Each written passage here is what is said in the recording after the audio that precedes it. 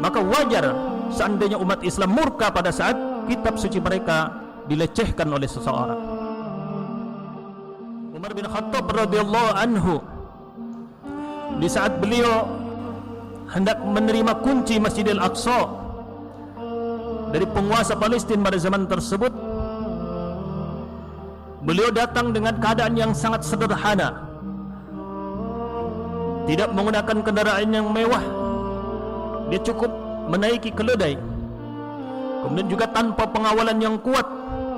Dia cukup datang dengan budaknya. Kemudian di saat dicibir oleh orang-orang ahlul kitab pada zaman tersebut, maka Umar bin Khattab radhiyallahu anhu beliau mengatakan, nahnu qaumun a'azzana Allah bil Islam. Ketahuilah oleh kalian, sesungguhnya kami adalah bangsa yang dimuliakan oleh Allah Subhanahu wa taala karena keislaman kami. Kami mulia karena Islam, karena karunia dari Allah Subhanahu wa taala. Fa idza taghayna fi ghairihi adallahu lana. Maka seandainya kami mencari kemuliaan kepada selain Islam, maka sungguh Allah Subhanahu wa taala akan hinakan kami. Kita menyadari betul bahwasanya tanpa keislaman kita tidak ada harganya. Bahkan orang-orang yang tidak beriman kepada Allah Subhanahu wa taala, mereka disebutkan oleh Allah Subhanahu wa taala kal an'am. Mereka adalah bagaikan binatang ternak, bal hum adall, bahkan mereka lebih hina dari itu. Maka dengan keislaman kita, maka kita wajib bangga. Kita punya kemuliaan dari Allah Subhanahu wa taala. Karena kita lihat zaman kita sekarang, banyak di antara kaum muslimin yang tidak percaya diri dengan agamanya. Mereka tidak berani menampakkan keislamannya.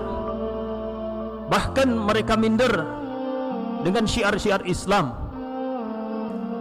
Ini tentu menjadi catatan keimanan bagi orang tersebut.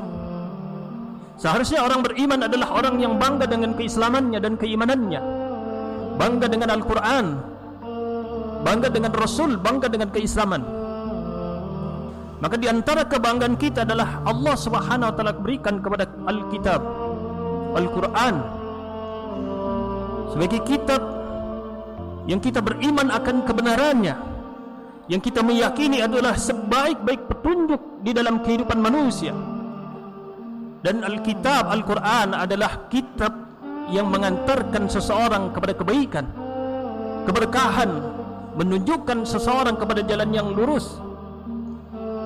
Maka tidak heran di saat kita saksikan zaman kita sekarang ini, ada seorang yang kemudian mencoba untuk menistakan Al-Quran, maka kita wajib untuk menjadi orang-orang yang terdepan di dalam membela Al-Quran. Sebagaimana dikatakan oleh para ulama, bahwa seandainya kita punya istri, kita punya keluarga, kemudian itu dilecehkan oleh siapapun, maka tentu orang yang bodoh seandainya dia diam saja dengan pelecehan tersebut. Padahal bagi orang Islam, Al-Quran itu adalah lebih dicintai daripada istrinya, lebih dicintai daripada keluarganya.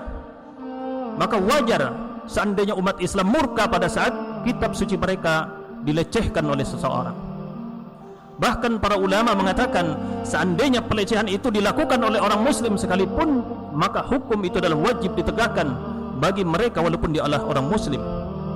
Terlebih adalah seandainya itu dilakukan oleh orang-orang yang kafir kepada Allah Subhanahu wa taala.